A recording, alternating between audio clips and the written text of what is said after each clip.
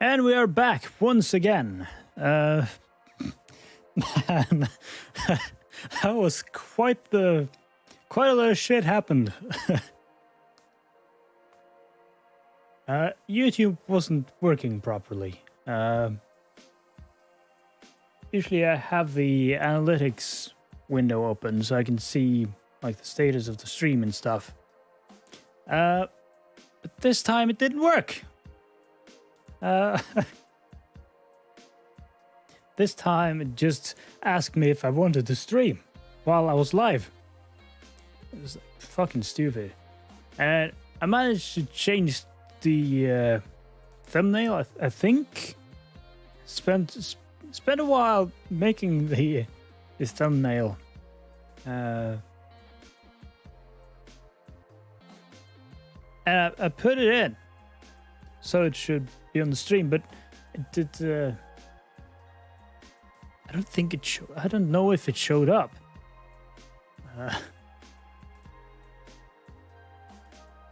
I don't know. Okay, I think it showed up. The size is wrong though. I wish I was a little bit better at the Photoshop and stuff. Because I generally have no idea how to do any of that stuff. I just mess around in it until it's sort of okay-ish.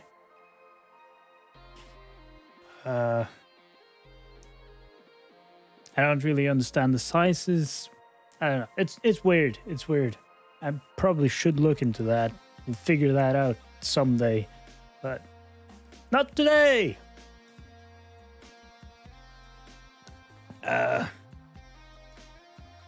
It's been a little while since I streamed now. Let's see. When was the last stream? It was over a week ago. I think it was. Was it Friday last week? I think it was.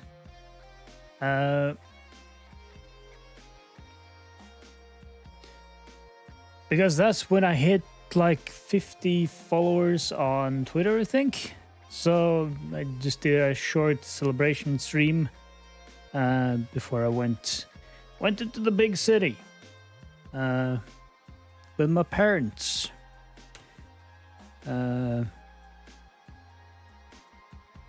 Which was fun, but it really fucked me up though.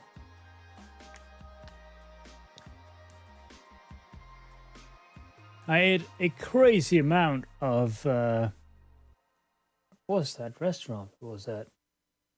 It was some, I think it was Thai restaurant we ate at. And well, first off, the table was really low, so you basically sat on the table and there was a hole in the ground where you had your feet. And the table is over there,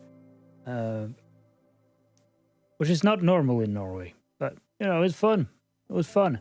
But with my bad back and knees, it was pretty difficult to get down there. Also, their portion sizes, holy fuck. Enormous.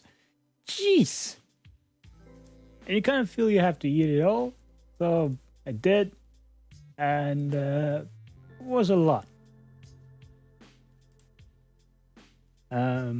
Also, we had quite a few drinks. And yeah, slept in the hotel. The fucking hotel bed. Holy shit, that fucked me up real nice. Oh, real bad. My neck and my back was just completely fucked after sleeping there.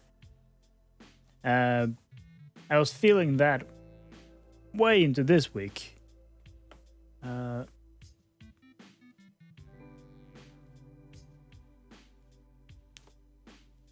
Also, hasn't been a lot of sleep lately, and I've been feeling the shit.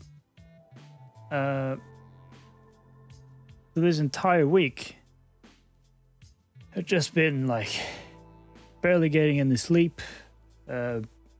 Working long days at work, not having time to stream, not having the energy to do anything, just feeling like shit. This is the first day where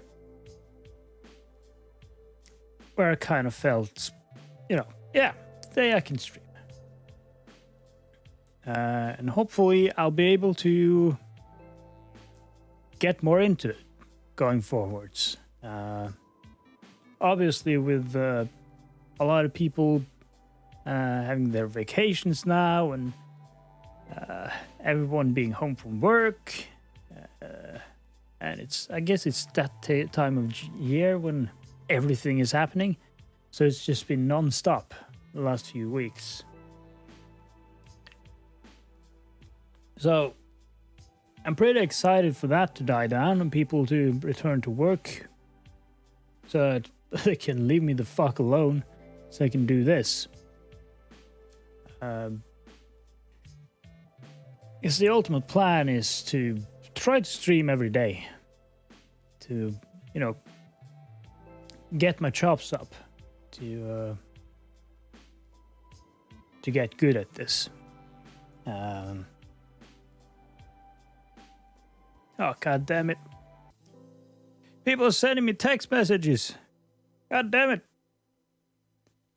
Please leave me alone.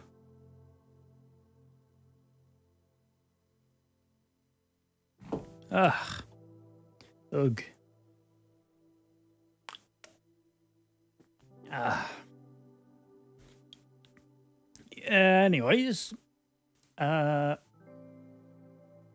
the next background music album, before the stream, I played the 2 tracks which are like finished. But I have, how many do I have actually? 1, 2, 3, 4, 5, 6, 7, 8, 9. I have 9 demos in total, and 2 of them are done. So hopefully I can finish those once I get more time again, which I will. So this week, it's gonna be quite weird. Tomorrow I don't think I'll have the time to stream. Because, well, I'm going to the vet with my cat. He's doing his, I think it's yearly, or, you know, it's every other year or something that I take him to the vet to just do a check. Just a medical check to see that everything's fine. So that's tomorrow. We're going to try to get my cat into his cage, which he doesn't like. I don't think I would like to be in a cage either, but it's kind of just how it is. And I have a late afternoon shift, so it's not going to be a lot of time for streaming. Other than that, I think I should have the time. I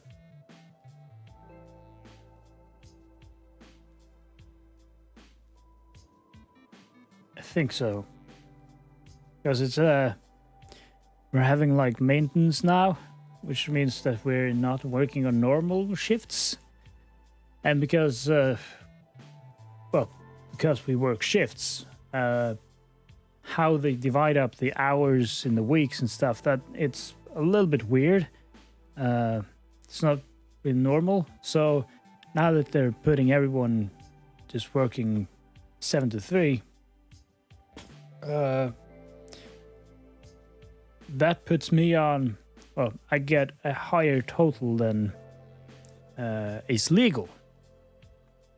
Get too many hours in the week, so they've cut down on some of the lengths. So I'm mostly like 6-hour work days this week. And then this weekend coming up, and all the weekdays the week after that, I have off. Have like 6 days off, where I get into the fucking 36-hour weekend. Yeah, I should have time to do quite a lot of James Blue work there, both with the music and with the streaming. I actually planned a little something with another VTuber. So we'll see what that how that works out.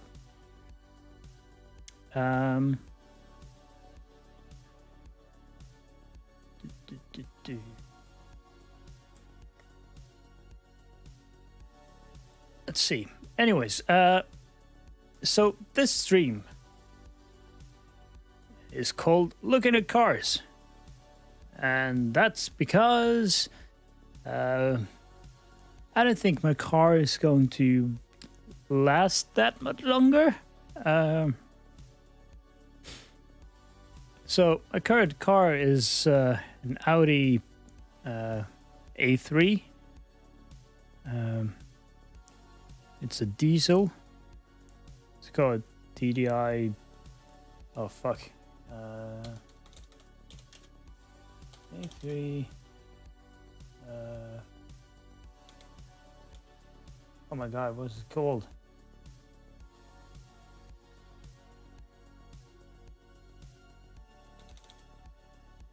Diesel.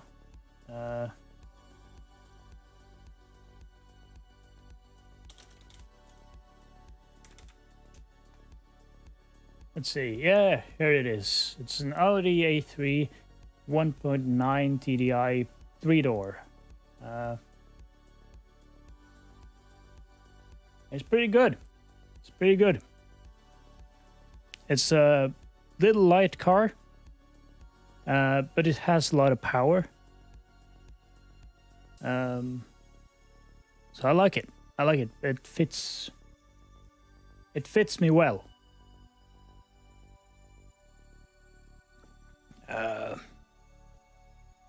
However, there is quite a bit of rust. I mean, that's sort of to be expected here in Norway, because they put so much salt on the roads in the winter, and that just eats up the cars. So my car, I think the rust is going to be the thing that gets it. Now, when would that have been?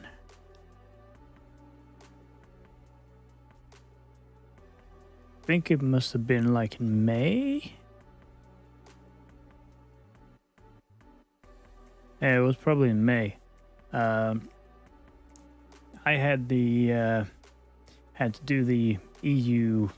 I don't know what it's called in English. It's sort of an EU test of some sort, where they look at the car and you have to get it approved for the EU, and that's every 2 years. And this time it was well, first of all, the shop that did the inspection, they tried to scam me by listing a ton of faults that weren't really faults.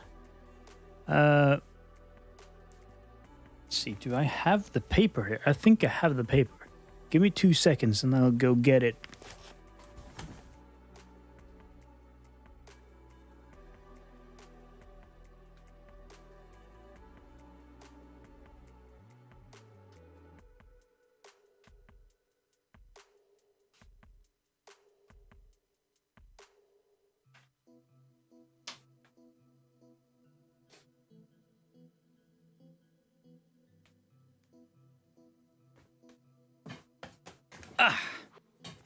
So you basically get a piece of paper that tells you a lot of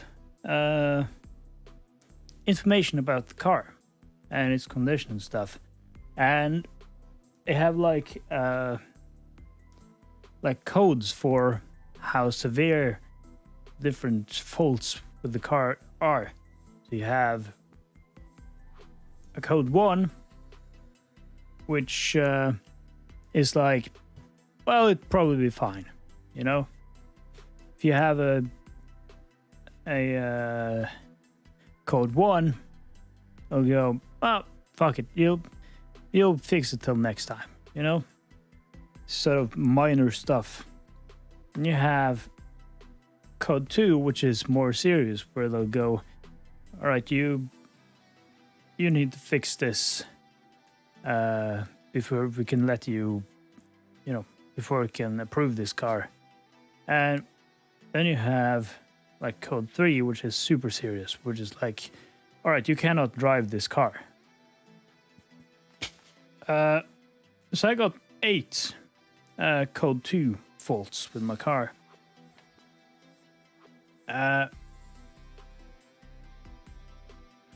So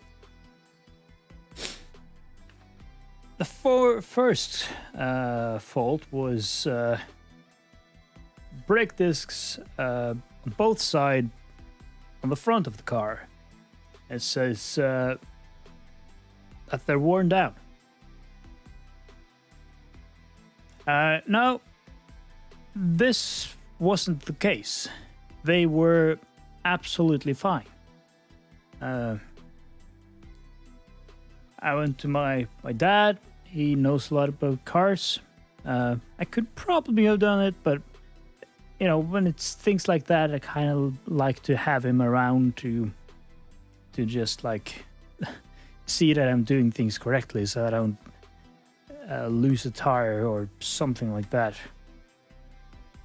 So we checked both in the front, and saw that, well, there's like no wear on them.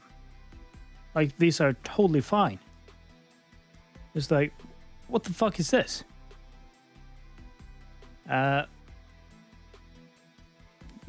the second fault, again, the brake discs, more than 25% rust on one side of brake disc, right front. Again, those, you can kind of see a little bit of rust, but 25%, that's quite a lot of rust. And again, it looks fine, so that's a fucking lie. And the third one was about the brakes. It says the brakes. How would you say this? The brakes are on left rear. So basically, the brake pads were on the brake disc, which is not supposed to do unless you're braking.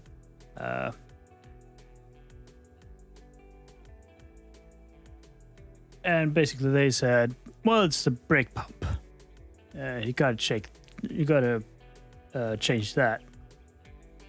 Turns out, no, it was just the bolt that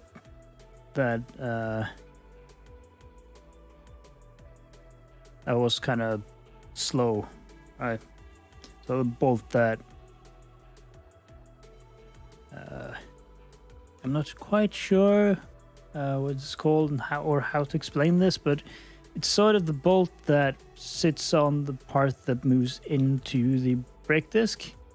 So since that wasn't, smooth and nice, the brake pad just sometimes not come back. Which, that was a 5-minute job. It was just take it out,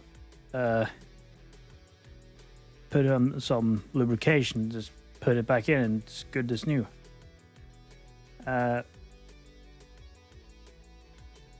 So that was a scam. Number 4 was about the lights. And that one I will agree. The lights, they weren't very clear. They had gotten quite cloudy. Which, it's not good. Then again, with the lights, weren't properly adjusted. I don't know how that works. And the suspension had broken straight off back on the rear of the car. That was good. But then, I think it's called stabilizer or something. It said like it's really seriously bad. It needs to be changed. I looked at it, looked new. Then I don't fucking know what this means. Some smoke density, opacity. I guess it's the emissions, which let me check real quick.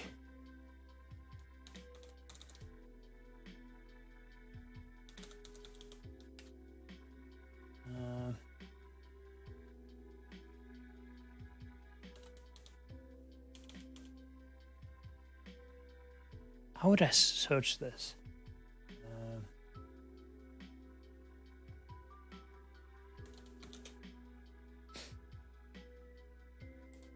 So what's the max here? Okay, so the max for the emissions is 3.5. So 3.5, all right.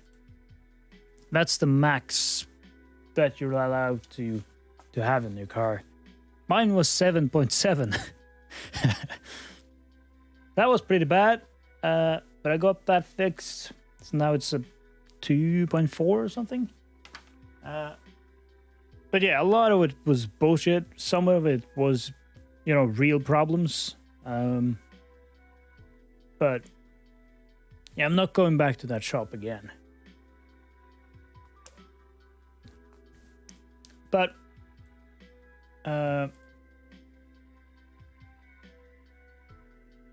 like they gave me an offer, right?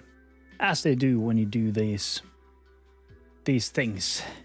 They checked out the car, figured out they just told me, here's what's wrong, and we can fix it. And the price they gave was $1,600 approximately. And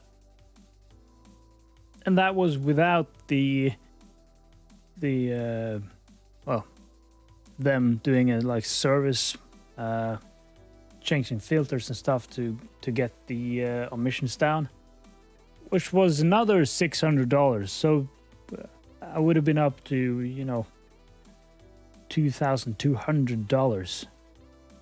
So at that point, the repairs start to approach the value of the car.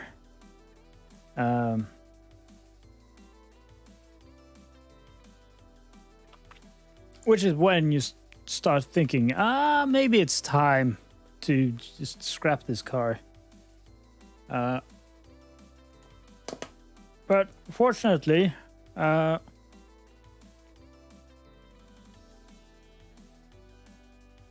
managed to fix it for half that. But I don't know. I've kind of thought about, kind of wanted to last until I'm 30, just 4 more years. But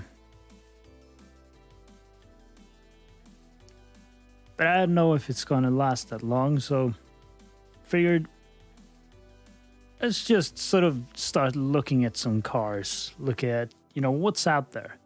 And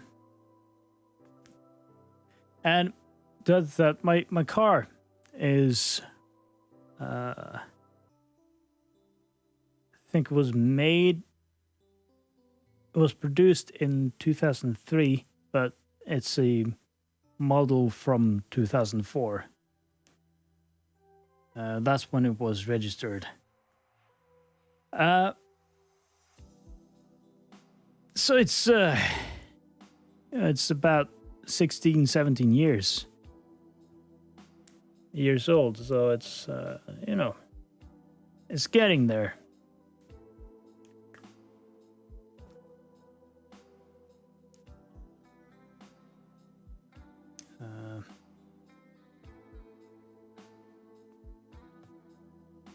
Yeah, we'll see. Hopefully it will last, because I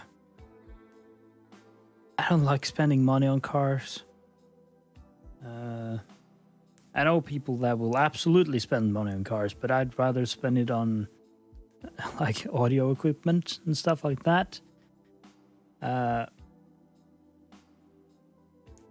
With a car, it's, well, I guess I'll talk a little bit about my driving patterns. I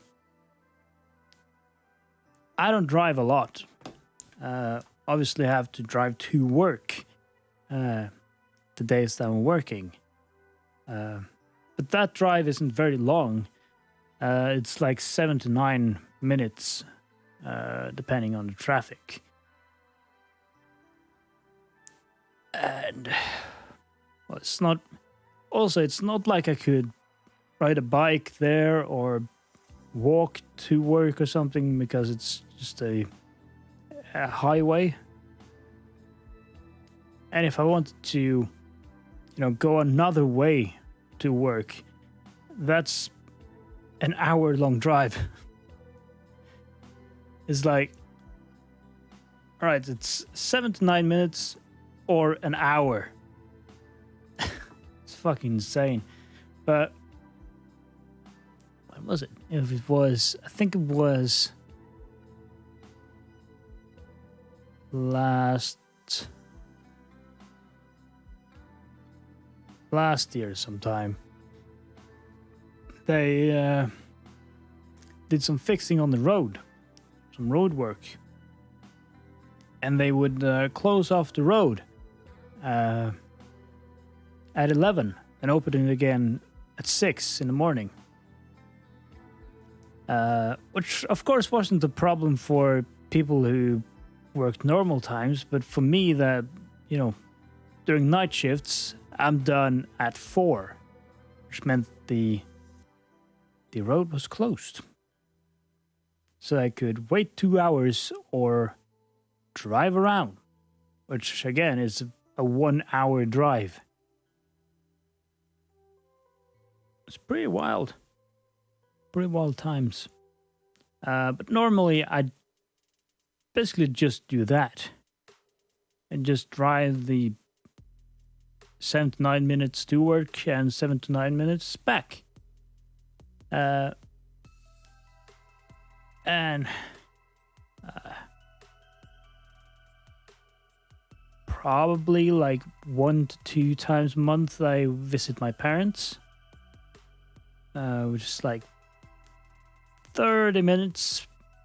I think it's close to 25, but so I don't drive a lot.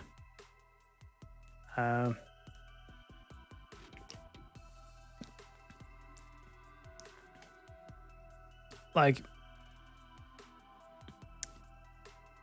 for the fuel kind of thing, of course I'm driving a diesel. I refill maybe once a month. Sometimes not even that. So that should give you an idea of how little I drive. I'm kind of in on the electric car. I kind of want to go that route when I buy a new car.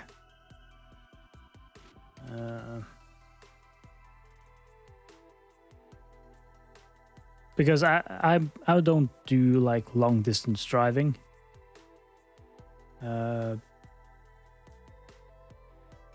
And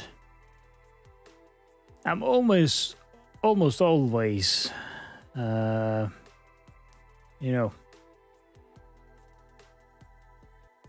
charging the car shouldn't be a problem, and the range shouldn't be a problem. But I don't know. I haven't really looked at many electric cars. At work, quite a few people have Teslas. Well, it's generally in Norway. Everyone fucking drives a Tesla. They're everywhere. One of the people gave me a rundown of, Teslas and stuff. But for me, that's... I'm not looking to spend that much on a car. As I said, I don't drive much, so having a car that's that expensive doesn't really make much sense.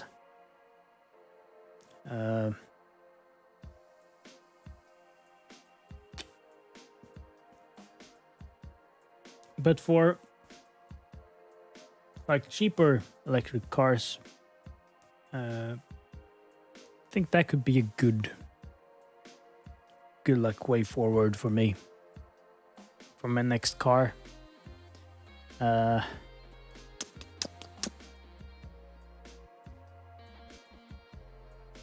that's what I thought we'd look at today. Just like, what are the sort of like, what are the best electric cars in my price range? So I'm trying to see, do we have like a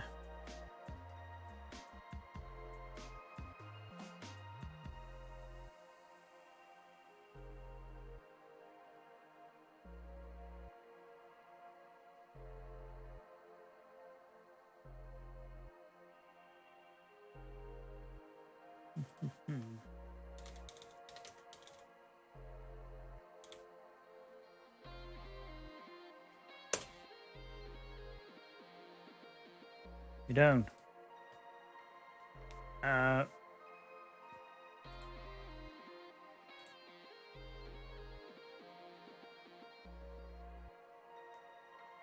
Let's see here. We got this. Boom. It's the first car on their list.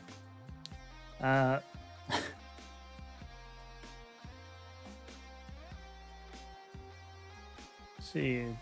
Oh, there we got a Tesla.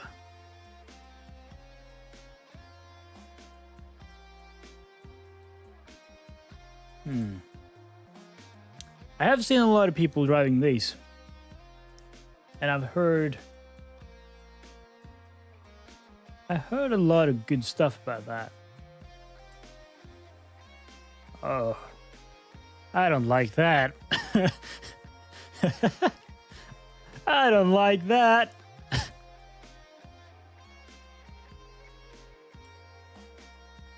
Now, I have seen this, and I saw it at the grocery store, so I decided to just like secretly, look a little bit at it. It's like, all right, what does it look like up close? Does it look like inside? It looks pretty cool. It's pretty small though, which I don't drive around with a lot of passengers, so that shouldn't be a problem. Of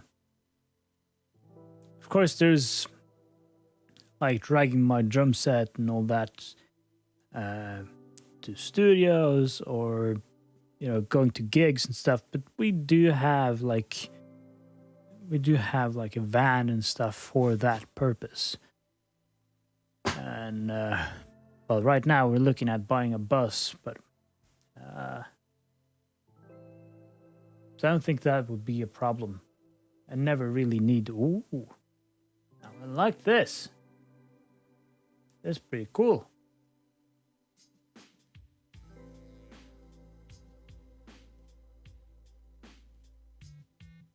This is like an SUV kind of looking thing. Kind of cool. This one I've also seen a fair few of.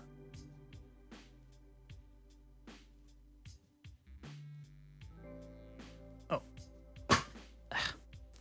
Someone can't get my chair, quite right. Let's see here. Next one. Another Tesla. These are quite far over my budget, but they look nice though. Really like how they look. And I like the interior.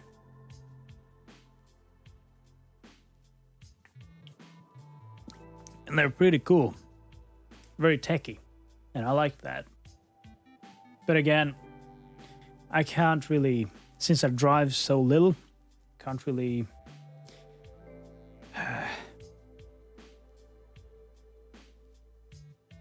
Go ahead and spend that much on a car that I'll barely use. This one I haven't really seen. A lot of SUVs. I do think I saw it at an airport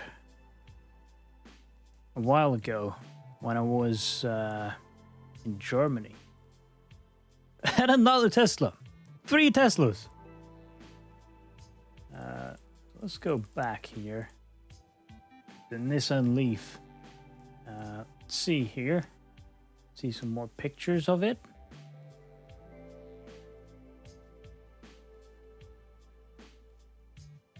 A good amount of sensors.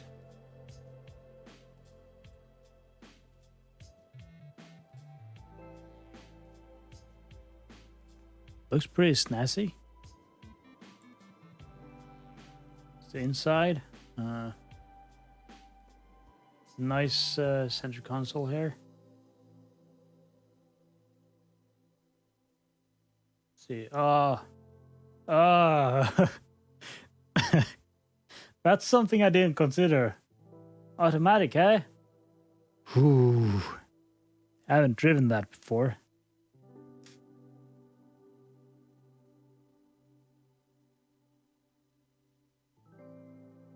That's gonna be fucking weird. I'm so used to shifting that not doing that is gonna be fucking weird. Guess this is the start button, so you just have a like little key thing that you just carry with you into the car and you just press this or something. Or you have just a slot here, you just slot it in and press there. Also seen that kind of thing. These look pretty thick though, and I don't like that.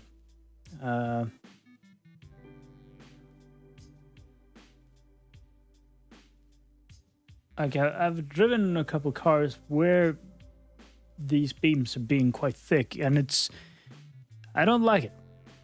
It makes it hard to look, to see. You constantly have to move your head to be able to see, if someone's coming from the sides or whatever.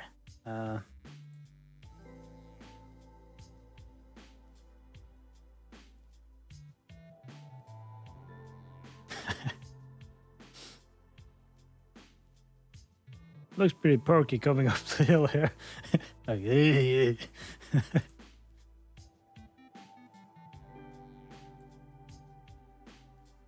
here's that.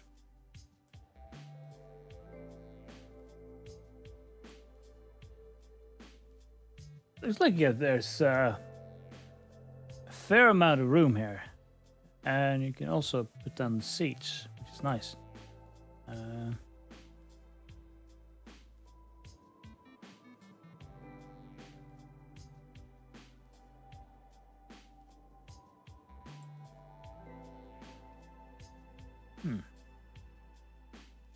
Interesting.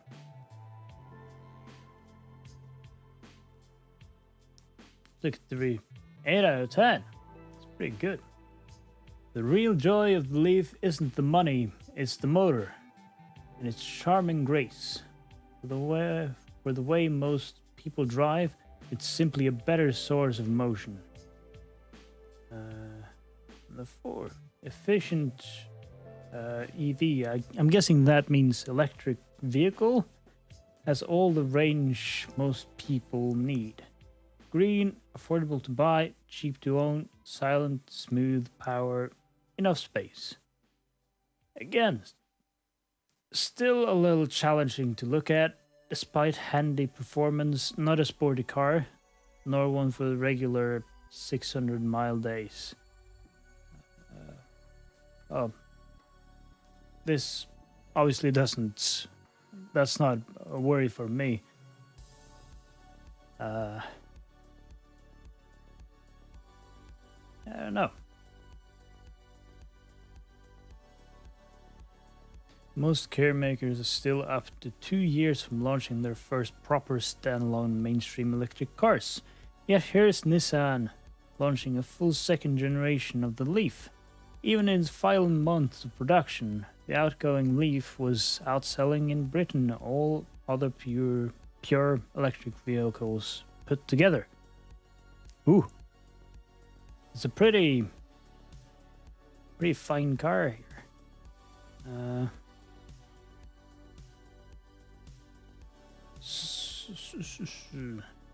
So looks like it's what would that be in Norwegian money? About 200 to 300,000, somewhere along that. The original Leaf has amazingly loyal and satisfied customers. They love the tiny running costs, convenience of home charging, silence, and the simple practicality. And they liked that at the top and bottom it was just a car. 5 seats, good boot, easy to drive, affordable to buy. People who have owned electric cars almost never return to combustion. But that first Leaf had weaknesses.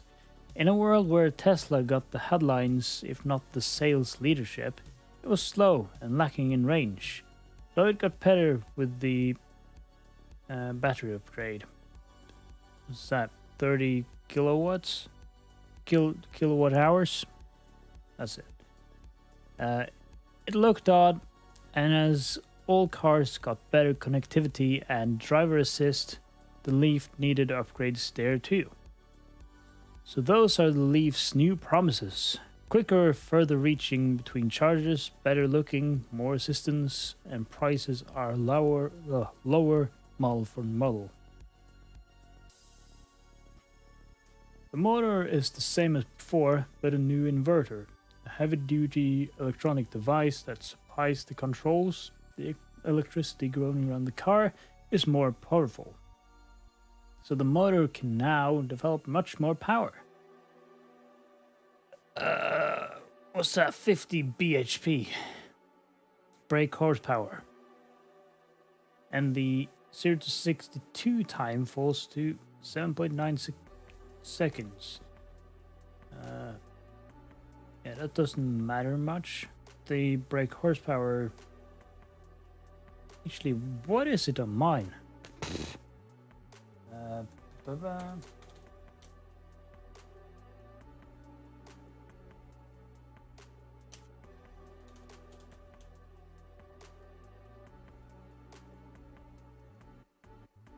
Specifications. Let's see here.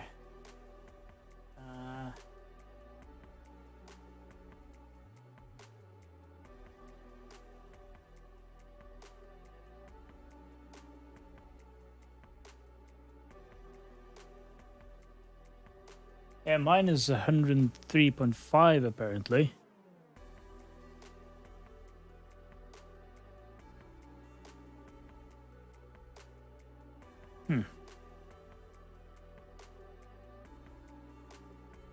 Yeah, 103.5. This one has a little bit more. And it's electric, so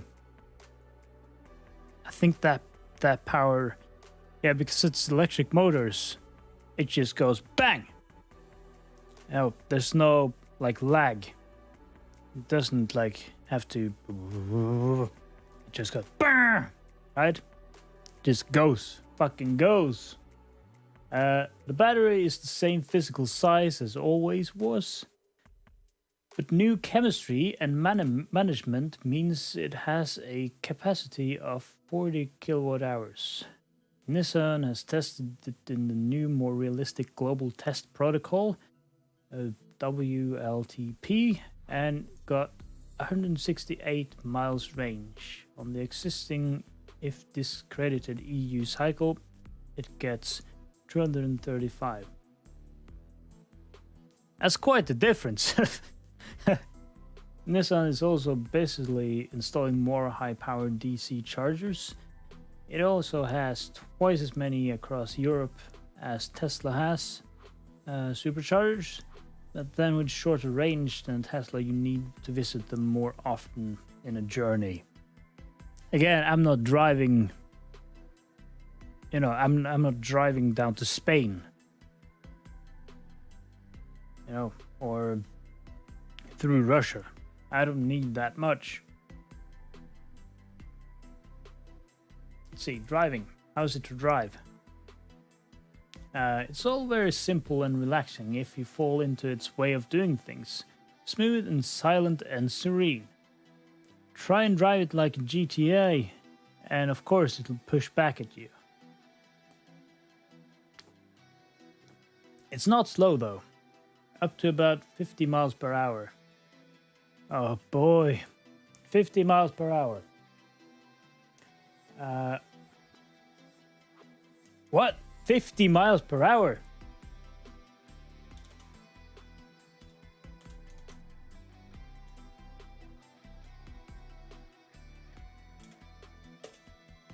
What's that? What the fuck? Oh no, that's not the max speed. I started to wonder. 80 kilometers per hour. What? What the fuck? I was just reading it wrong. Up to about 50 miles per hour, it has definite spring in its step. And even at motorway speed, there's enough acceleration, and it's practically silent as well, as bewitchingly quick-witted. What does that mean? In the context of a car? Is like the onboard computer super smart? I don't know. It gives the impression it was always impatient to accelerate and was just waiting for you by pressing the pedal to allow it to do so. Don't get carried away on the motorway though. Doing outside lane speeds drives a coach and horse through your range.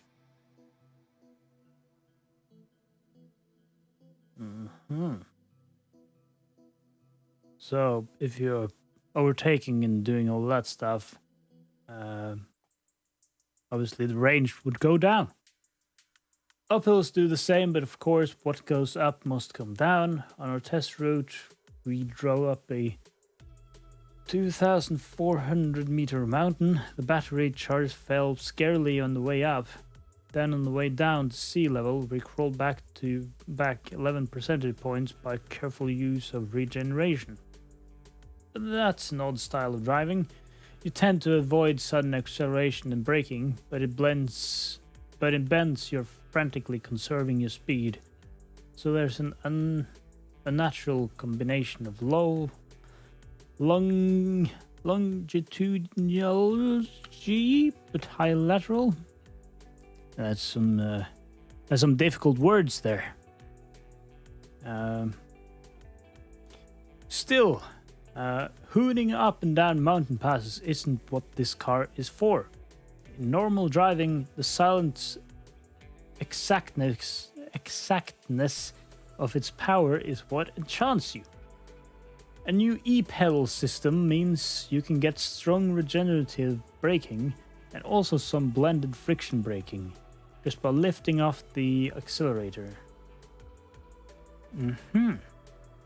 So when you stop accelerating, going down the hill, it kind of works like on a combustion car where it sort of brakes by itself.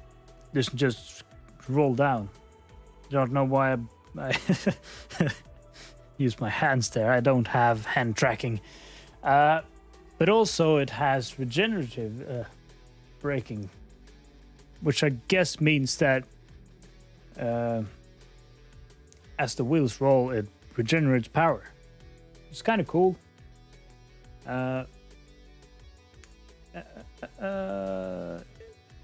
It means you can avoid the brake pedal most of the time. It's a surprisingly relaxing and simple way to drive.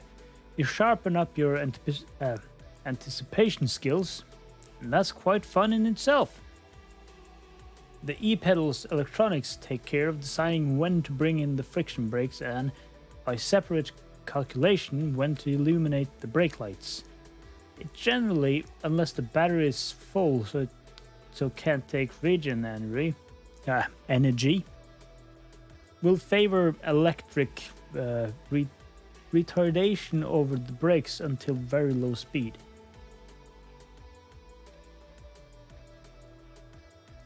Alright, so it will... Alright, so I get it. It will just use the motor to, or the regen to brake instead of the actual brakes. That's what that means, I think. You need only use the actual brake pedal for events over 0.2 G. That tells me very little.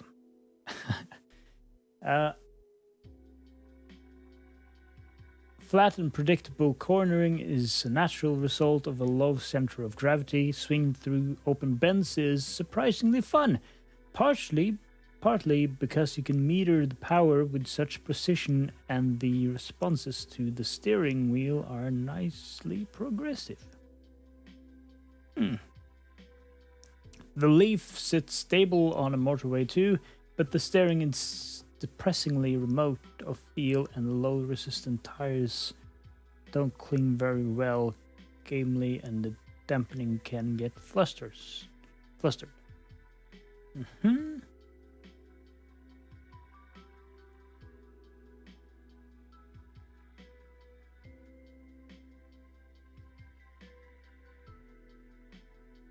So it basically feels like driving one of those new forklifts, where it feels like the steering wheel is completely separate from everything else. Right? Where you don't feel, you got no feel. That's a bit of a bummer.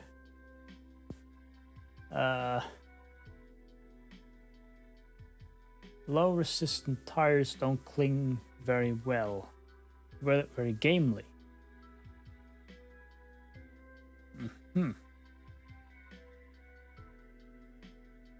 Dampening can get flustered.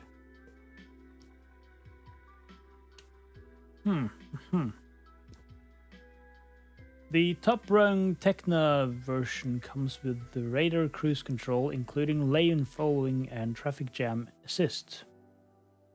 Nissan calls the bundle ProPilot and makes rather a fuss of it. It's unusual in the hatch segment, but not unique. And bigger cars frequently have it. Like every other such system, the steering assist is easily caught out by things like repair lines on the road or glare. Alright, so it's shit. All except base trim and get radar cruise. But without the steering function, all Leafs also get radar sensors feeding cross-traffic assist for reversing and blind spot warning. Much more useful. The ride isn't too hard, but it can get a bit bobbly if the road excites that frequency. The absence of engine noise means you notice the sounds of tires and wind, but actually those things are decently subdued and you don't have to turn up the stereo. Alright. On the inside.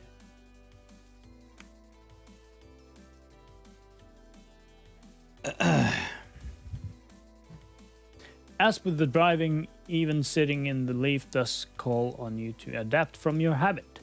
The steering column doesn't telescope, so you might find it too close or distant unless you recline in the seat in a way you aren't used to. After a while, okay, what the fuck? That's a major fault then. If you can't adjust that. That's dumb. Why would they do that?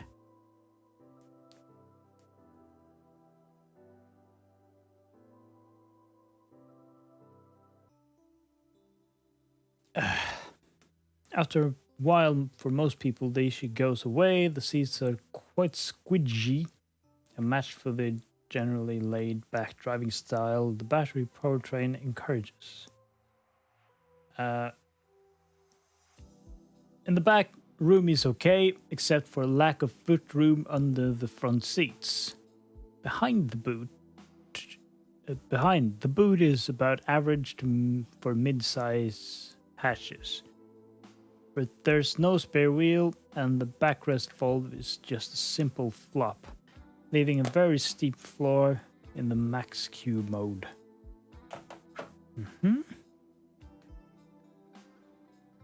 In keeping with the oddness reduced external style, the cabin is now more visually orthodox. The instruments, a proper hardware speedo, the rest by screens, have relatively subdued graphics while offering a cornucopia of factoids on the journey, energy, assistance, and entertainment. On all but the base model, you get built-in connected apps, plus Android Auto and Apple CarPlay. A well-rounded Bose sound system is on offer.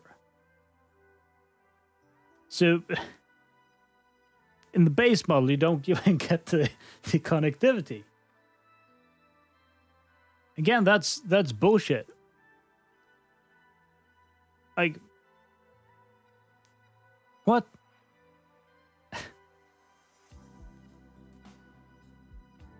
I gotta look at this.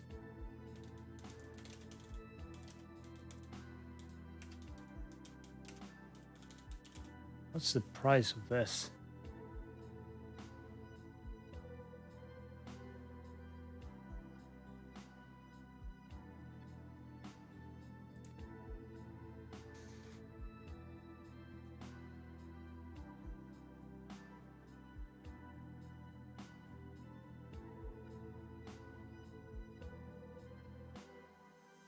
So base model is about 260,000 Norwegian kroners.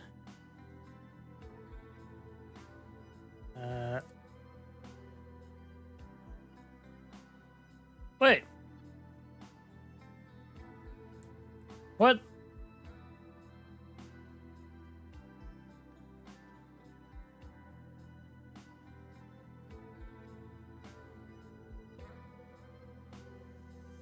What the fuck? On Nissan's website, it says that you get Apple CarPlay and Android Auto smartphone app integration. But here it says on all but the base model, you get, you know.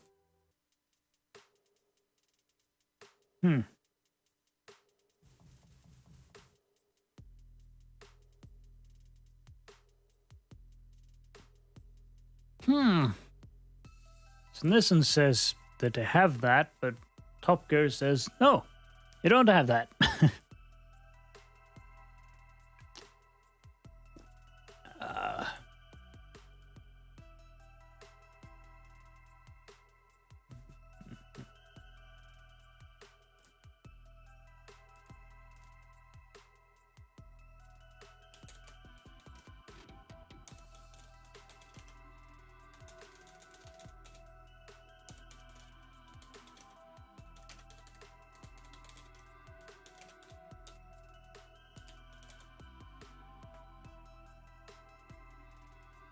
Just have to reply to something on Twitter here.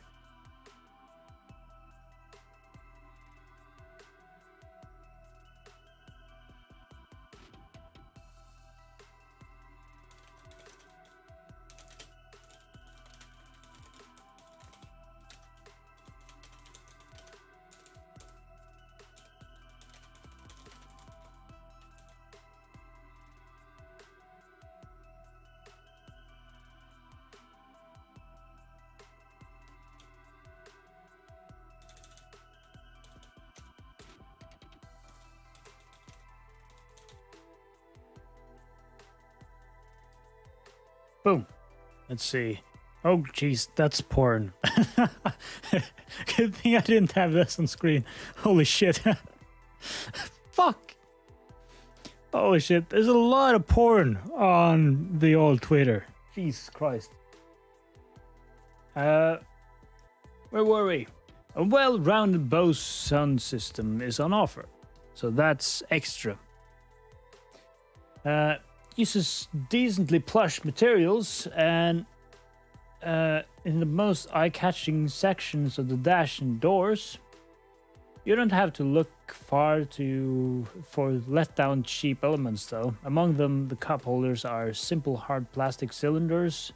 Only one vessel size will fit, while everything else rattles annoyingly. None of the oddments bins are soft-lined. So all around, a cabin that's practical, if not for the very roomiest. If not the very roomiest, and decently built, if not offering the quality of a Golf. Yeah, so they're comparing it to the Golf. What's it called? Is it the GTI? I think it's the GTI. Those are pretty snazzy.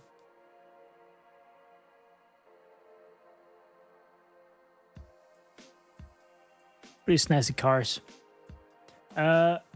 Next, owning. How often do you drive more than 150 to 160 miles a day? That's very few times. I think I can count on one hand the times over the last few years that I've driven more than that in a day. So for all those days, a home charge is enough, even if it takes 8 hours on a 6.6 kilowatt 32 amp AC wall box. You could also go somewhere 150 miles away, charge while it's parked for a few hours, and drive home. But why would you do that?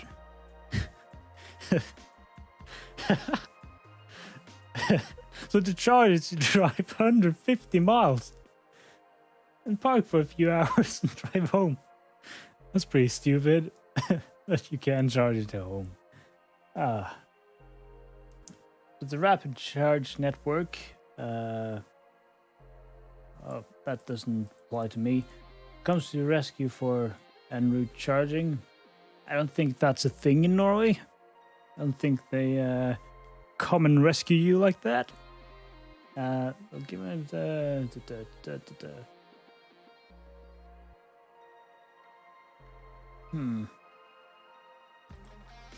Right. Finally, Nissan will loan you a combustion car for 14 days in the first 3 years. Aha. Why? Why do they do that? In case it breaks down? In case it's... I guess if it's in on like a service kind of thing. And they just loan you a car. Why a combustion car?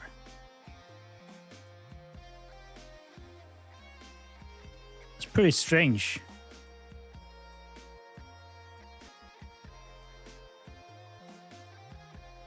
I guess they're like, look at this. This is the past. You don't want one of those dirty combustion cars, do you? Electric vehicles aren't so impractical, are they? The main issue to traveling out of your manor is making sure you're a member of the various local payment schemes around Britain. Again, doesn't apply to me. So if you get plugged into a public charger, you can actually draw electricity. I don't know, do we have that in Norway? We might have some sort of thing like that. Some shit you have to buy. I don't know. I don't fucking know. Who knows? Having decided to commit to driving by the flow of electrons, what will it cost? Generally little if you charge at home. Remember, electricity is taxed at 5%, petrol at about 400%. Also, 0% tax desk. I don't think that's the case in Norway anymore. I think there's a little bit of tax you have to pay. That too. And none of the upcoming diesel surcharges are indeed restrictions on driving. None of that really applies to me. The cost, as I said, I refuel my car,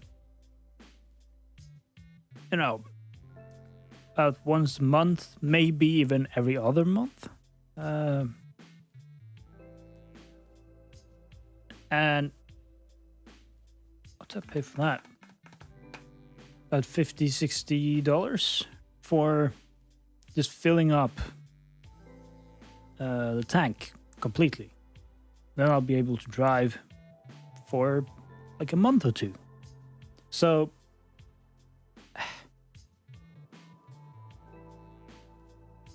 I'm not saving a lot. I'm going to electric.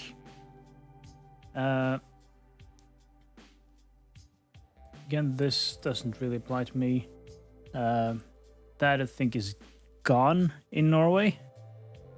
You have to pay some tax. That in Norway is also gonna, I think, maybe in the larger cities. You get that, but not where I'm from. Zero company car benefit in kind. I don't fucking know. And none of the upcoming diesel surcharges. Again,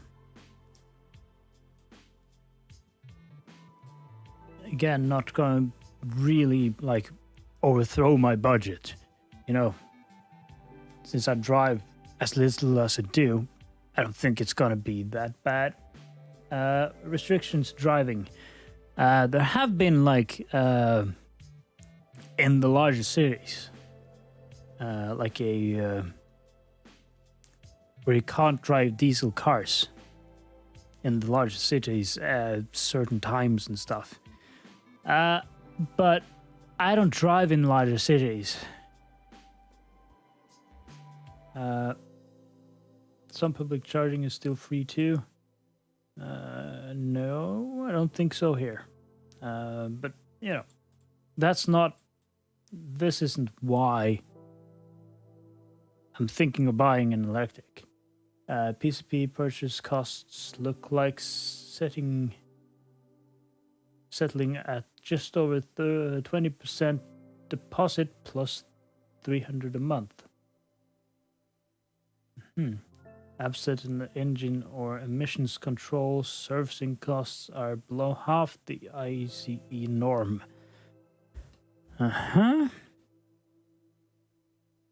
If you're worried about residuals, consider that the value of old leaves at 3 years old climbed about £1,300 in the past couple of years.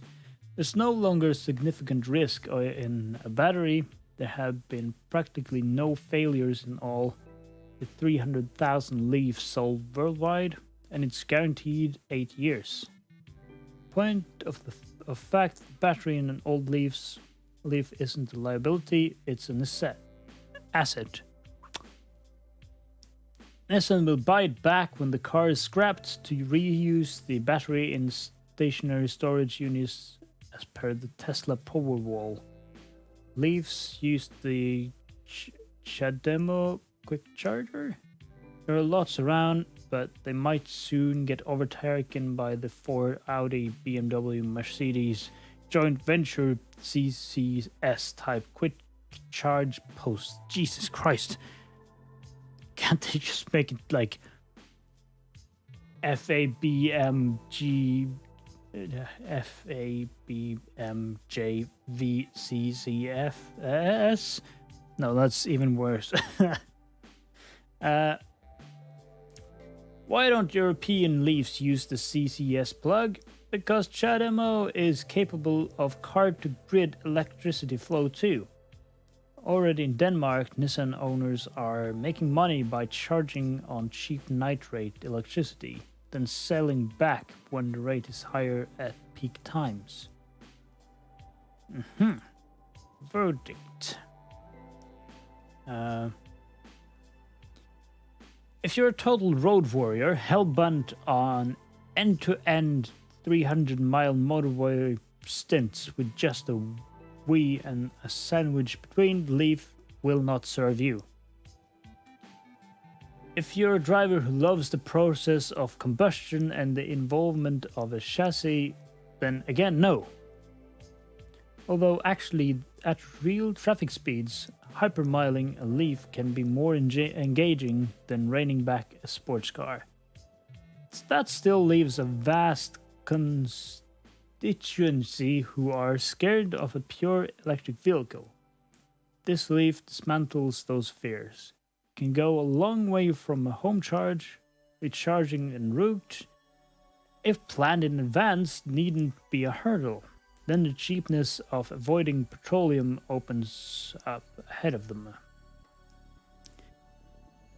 But the real joy of the Leaf isn't the money, it's the motor and its charming grace. For the way most people drive, if not literally for petrol heads, it's simply a better source of motion. Other manufacturers are beginning to agree that the best and most efficient electric cars will be the ones purpose-designed with light aerodynamic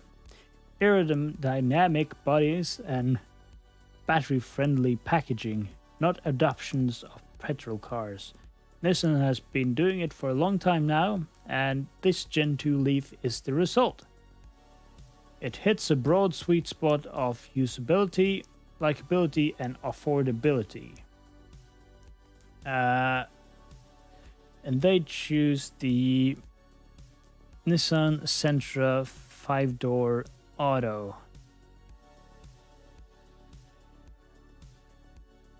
See, the Sentra here. Show details. Packs. Equipment. Specs. Overview. Let us see that. Give full spec, please. Doesn't matter. That's pretty nice. 5 doors. 5 doors is pretty nice. Having driven a 3-door one for a long time, there are times where I wish there were 5 doors. Because the whole, you move the seat forwards, and for there isn't a lot of space to get in the back. And that's especially when I'm going to get packages or stuff that I need to have there. A lot of the time I have to really work really hard to get it in there. I fucking know. I fucking know.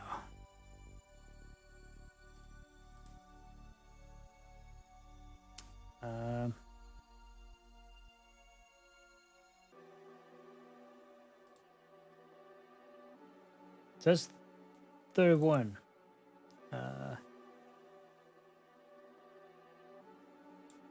7.9 seconds doesn't really matter. 150 brake horsepower. That's pretty good. It's pretty good. As I said, mine. Actually, how heavy is this? What's the weight? Nearly 2 tons. Was mine? What's the weight here? Right, so mine is quite a bit lighter. Mine is 1,295 kilograms. So this is, well, 1,995. So mine is quite a bit lighter.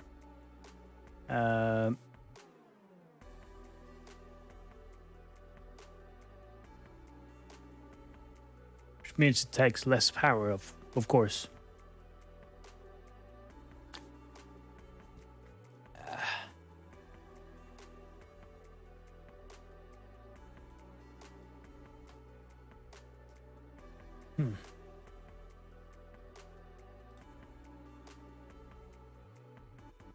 See, I'm gonna go get another drink, and we're going to come back.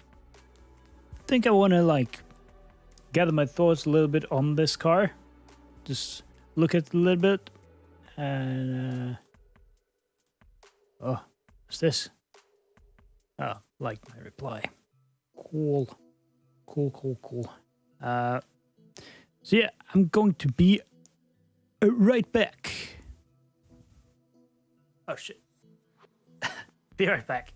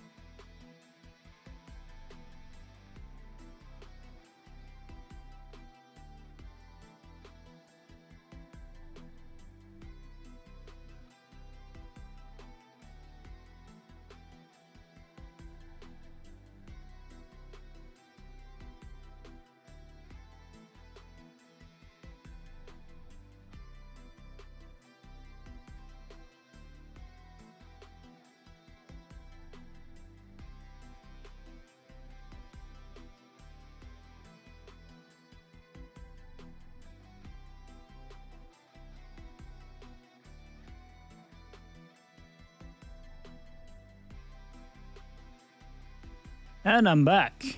Let's see here. Web browse. There we go. I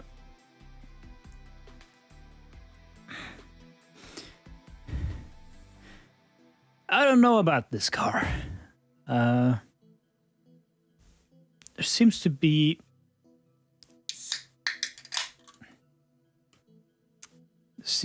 quite a lot of downsides that I'm not too keen on.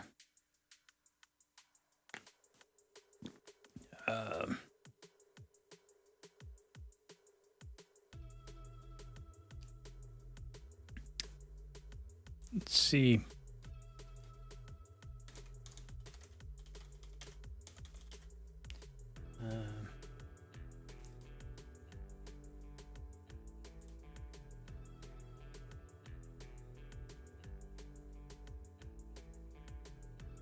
Let's see. What are the used prices here?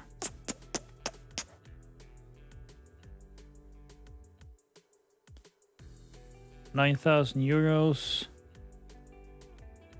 15,000, 16,000.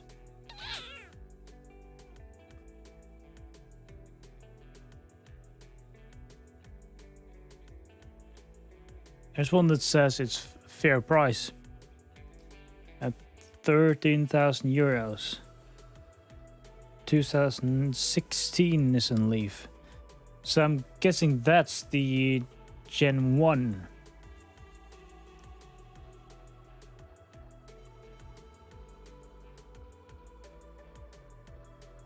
So I guess like used, the Gen 1 lies, you know, anywhere from 10,000 euros to 20,000 euros.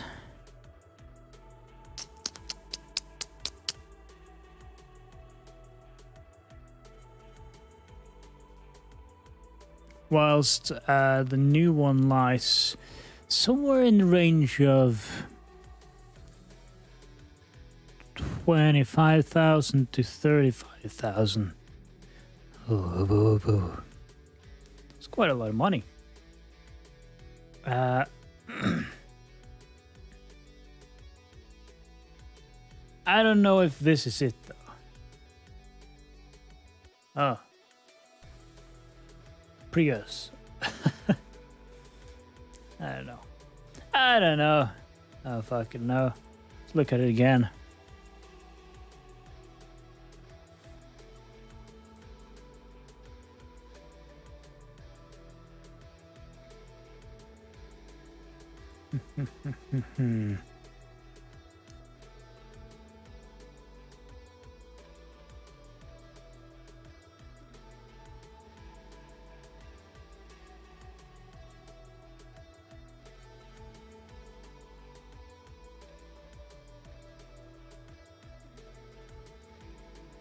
I don't know about this car.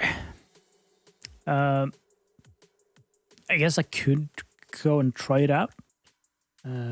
Well, I'll try out the any car that I'm considering on buying.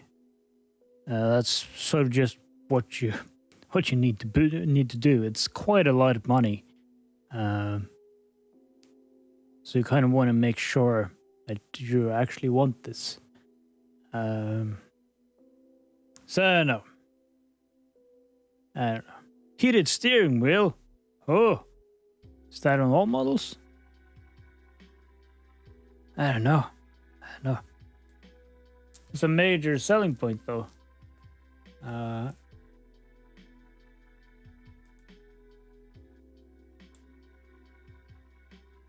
Yeah, I don't know about this car. So, bit too many downsides that I'm seeing. Bit too many downsides that make it a car that I don't know. All right, let's see. What's number 2? The Tesla. Again, out of my price range. This one though. Let's look at that. Let's take the tour. Let's take the tour, man.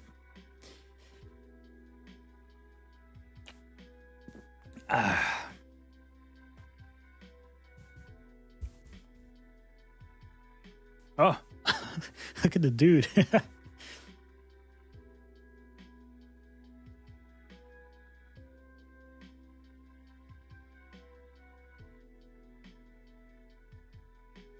Hybrid.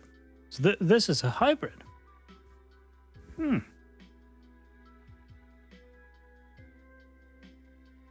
It's kind of cool.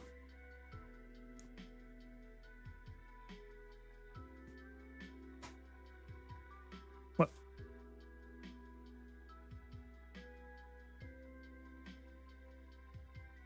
Is this different models, or are these lights?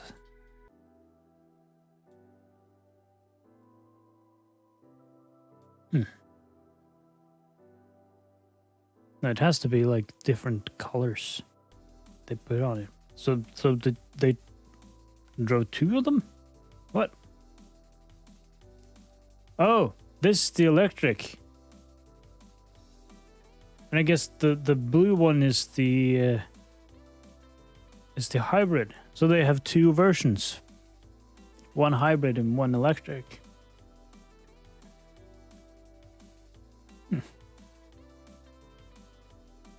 It's kind of cool.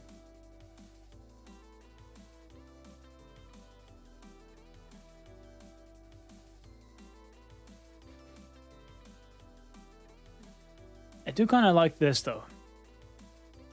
You kind of like it. Looks pretty snazzy.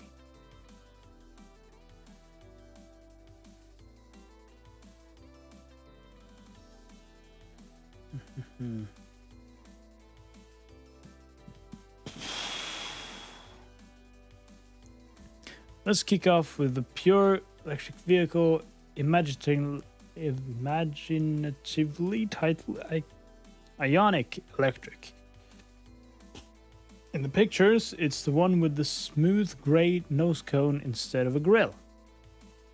Silver bumper trim and copper-colored cabin flashes instead of blue in the hybrid versions. Because copper equals electric variants, you know. It's pretty dumb. The interior cries out for these touches, but it's a pretty unremittingly conflagration. What the fuck are these words? Unremittingly. What is this word?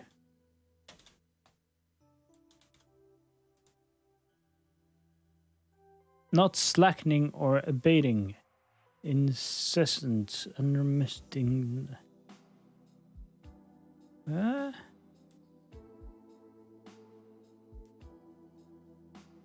Uninterrupted in time and indefinitely long continuing. Uh-huh. And what does this word mean? Conflagration.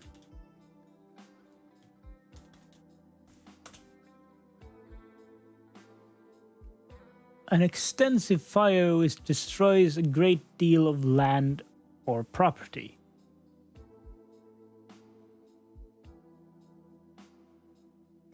To catch fire. To set on fire. Because it's a pretty unremittingly conflagration of scratchy, harsh grey plastics. Fuck that sentence, dude. Build quality and ergonomics aren't an issue, but the materials themselves are off the olden days Korean hatchback reject shelf. The car drives its front wheels with a 118 brake horsepower, 194 pound-foot electric motor. I don't know what that means. That draws juice from a 28 kilowatt hour lithium-ion polymer battery tucked under the rear seats. In eco and normal mode, this means 0 to 60 miles per hour in 10.2 seconds. So that's slower than the Nissan Leaf. Maximum claimed range is 174 miles. Competitive with the revised Nissan Leaf and BMW i3. So it's pretty much the same there in the range. Press the drive mode button twice and you'll enter sport mode, which jazzes up the virtual instruments and tips a Red Bull intro on the battery pack. Tips a Red Bull into the back. So it goes like, whoo, goes. Maximum torque kicks up to 270 pounds. 17 pounds, so that's faster. And the Ioniq 0 to 62 miles per hour time drops to 9.9 seconds, so 0.3 seconds faster. Yeah. Top speed 103 miles per hour. Don't worry, Elon. There's not so much as a slightly silly mode here, let alone ludicrous.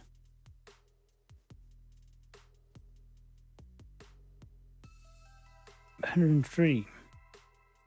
It's the top speed.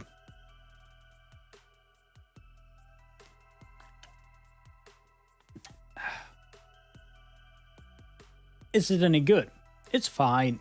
Without feeling it smooth the electric vehicle game on, even in sport mode, the Ionic Electric lacks the 0 to 30 miles per hour zip of a Nissan Leaf. Keeps up with traffic fine, and it bought a VW Golf Blue Motion in the world's most boring traffic light GP, but adequate is as generous as the performer's praise gets. Quiet though, no whining inside, and so silent on the outside it emits a Tron-spec vroom as you whir along to ward off jaywalkers. This is more difficult to read. Ordinary steering wheel paddles are deployed to select the severity of regenerative braking. I found level 3 of 4 the best compromise for juicing the batteries while not winding the passenger against its seatbelt. Though the car claimed a full charge when I got in, the estimated range was only 129 miles. This was on a fairly hot day with the aircon running after 47 miles of sweaty, fast A road and motorway work. Hardly its comfort zone. The computer promised 83 miles was left. So that seems accurate, at least.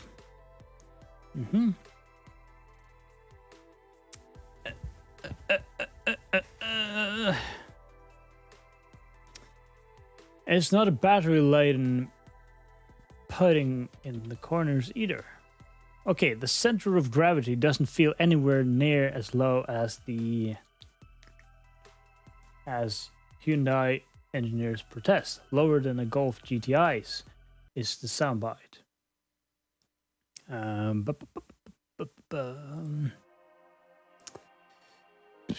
Where were I? But it's easily agile and fleet-footed enough for whatever most mini-cabbers will throw at it.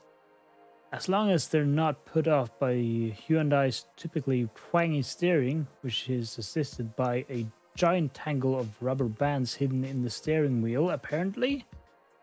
Poor cabbies. Does look like a bit of an Uber chariot. Yes, because it looks like a Prius, or at least the Prius when it was bland, but Toyota's petrol-electric brainchild has properly cornered the modern market for inner-city ride-sharing, so that's what Hyundai's Ionic Hybrid is aiming at. Jesus Christ, I can't speak. Damn it. I'm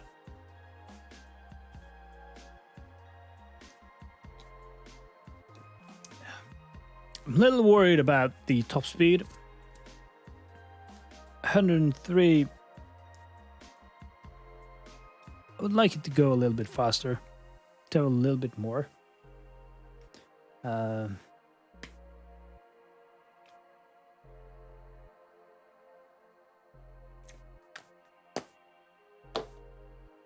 don't know. I don't fucking know. I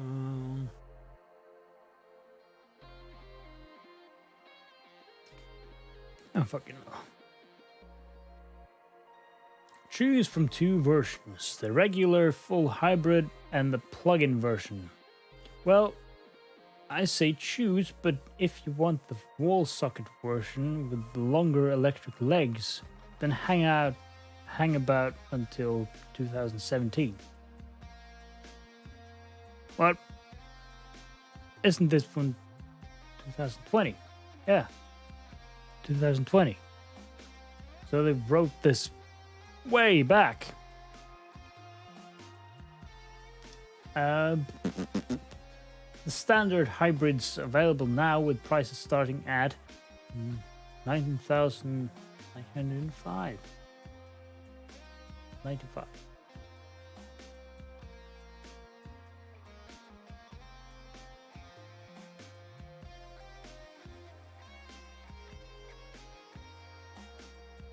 So it's a little bit cheaper. That's outrageously aggressive pricing, pitching the entry-level version around 4,000. Holy... What? What the fuck? 4,000? That's crazy.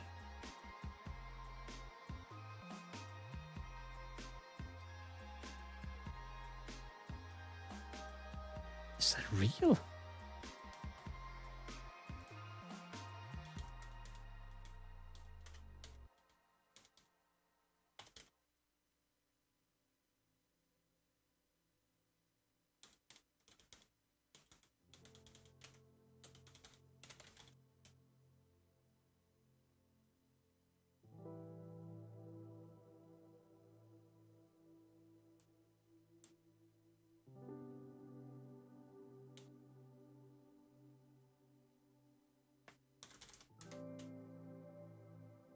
Mm.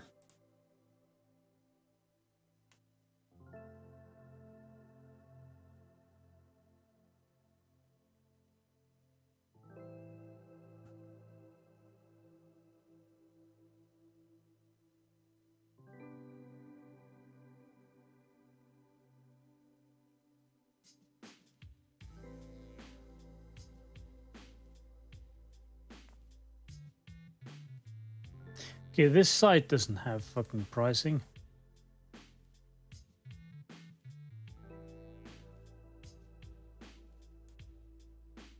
Let's go to Hyundai's site.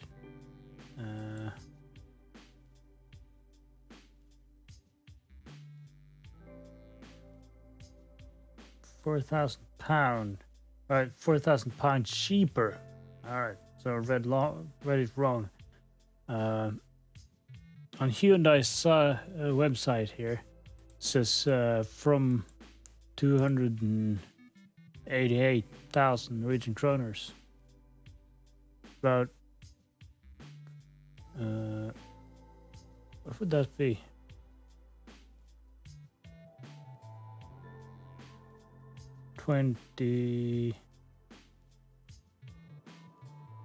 About $29,000 dollars.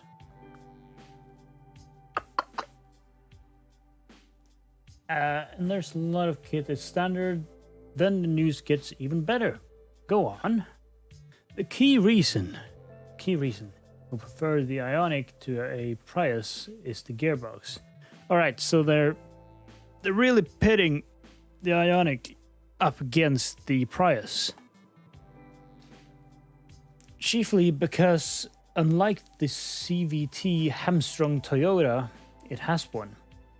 Toyota says economics of scale, bulletproof reliability, and supreme efficiently make CVT the natural choice for its hybrids.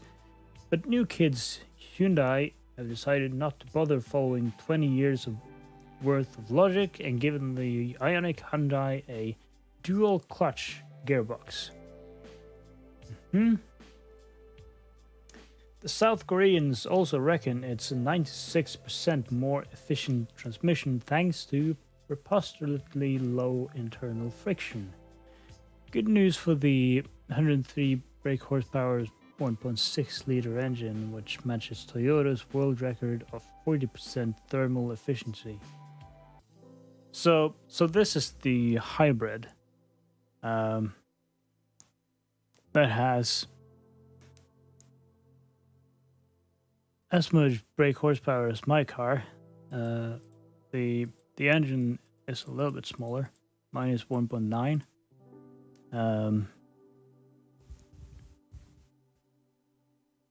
Let's see.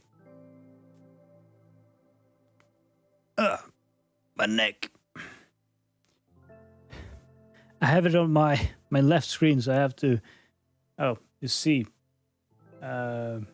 Them looking off to the side because that's where the screen is. It's not right in front of me.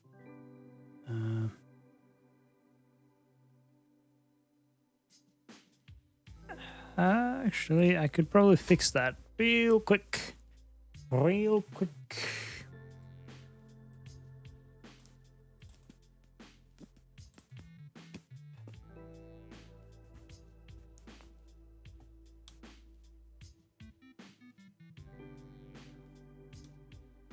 Let's see.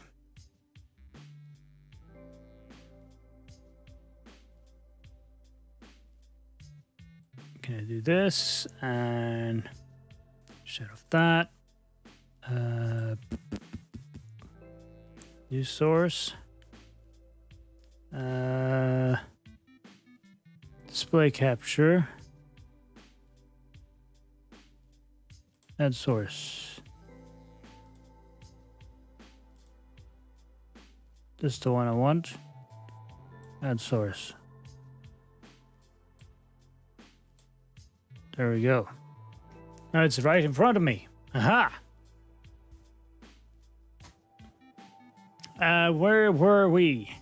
Thermal efficiency. Actually, it isn't much of a contest, because having conventional gears on board makes the Ionic far more intuitive and more responsive. Requests for acceleration are met with a modicum of movement. With 103 brake horsepower from the 4-pot engine and a total system output of 138 brake horsepower, it's good for 0 to 62 miles per hour in 10.8 seconds and 115 miles per hour.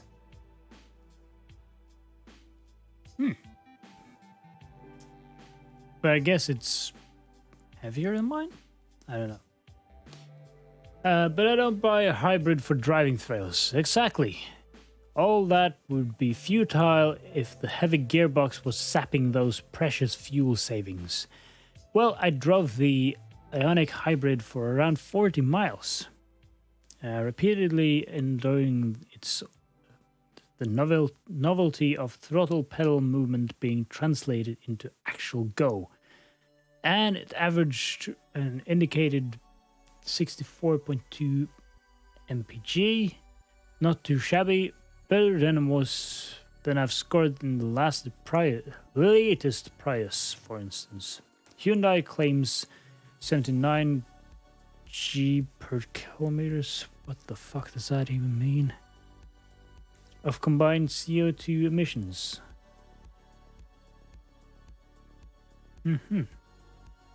It's emissions. Again, doesn't. With emissions, it doesn't really matter with me, because I drive as little as I do.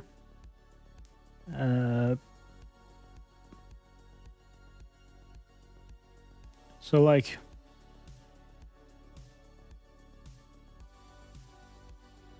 Whether I drive a diesel or this hybrid here, it doesn't make much of a difference, really.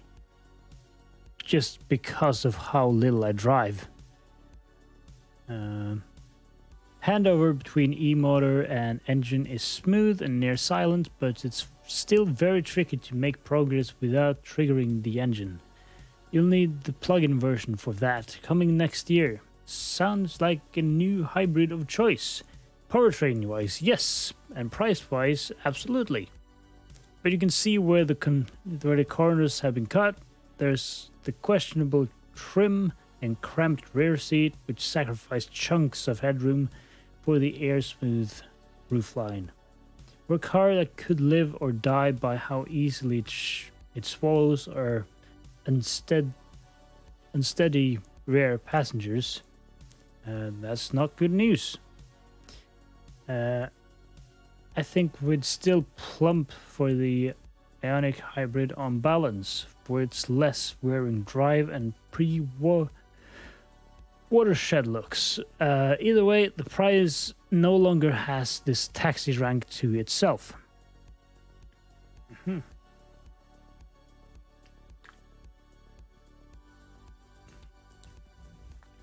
I mean, as a taxi kind of car,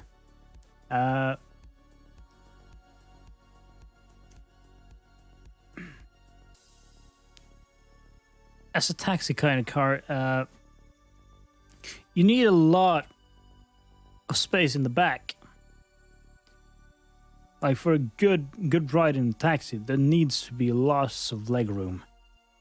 What's that car? Was after, I think it was after a concert. Me and some friends took taxi back to my house to drink, and the taxi was a Mercedes. Fantastic car, beautiful car.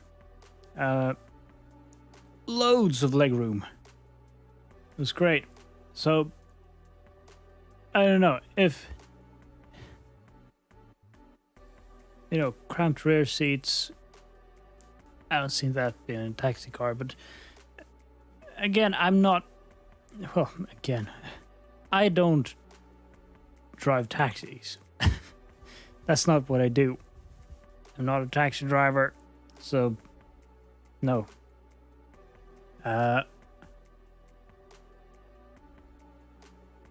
This one was shorter, this review here. But no.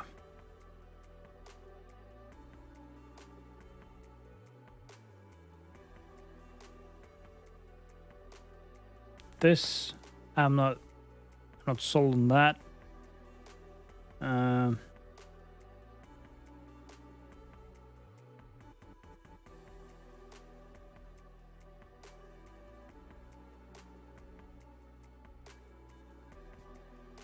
Of the two we've looked at so far, this one is more, it seems like that's the better choice of the Ioniq, just like specs wise. I mean, this is cheaper. It absolutely is. Well,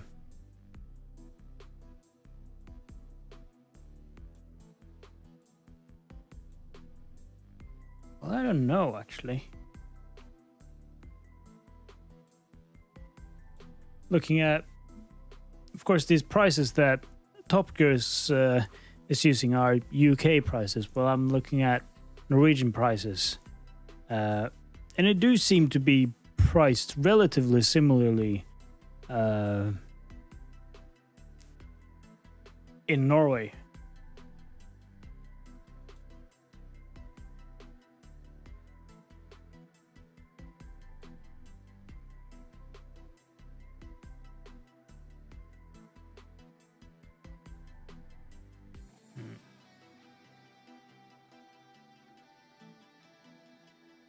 Yeah, I don't know.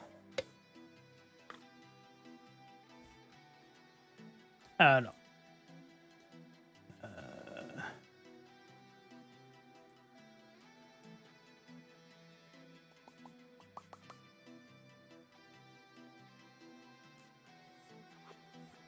I'm not sold on either of these. But so far, this one seems like the better option. In Norway, the base prices are basically the same. So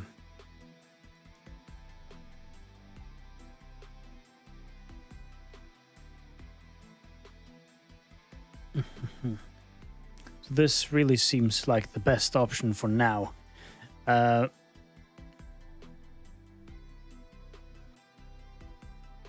I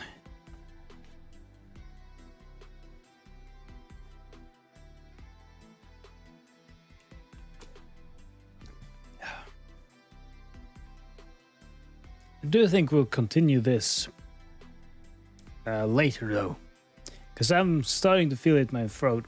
I'm not used to talking for this long. So let's see here. Let's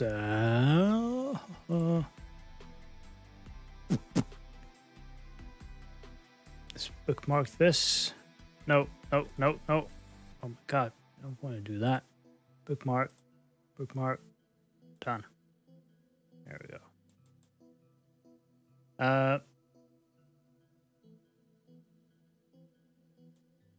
So I'm guessing, like, if I get the time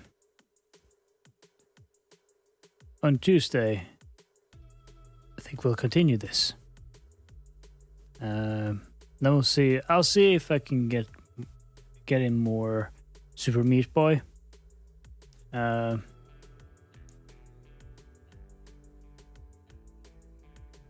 we'll see about Friday. If things go the way I kind of see them going, I'll be starting a new series with some other VTubers. So we'll see. We'll see where it leads. If you've been following my stream so far, I think you're starting to get the impression that